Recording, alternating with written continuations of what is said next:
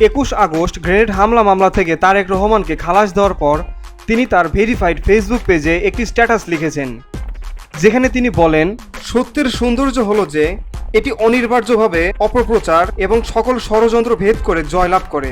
আমাদের বিশ্বাস করতে হয়েছে ন্যায় ও ন্যায্যতা সবশেষে বিজয়ী হয়।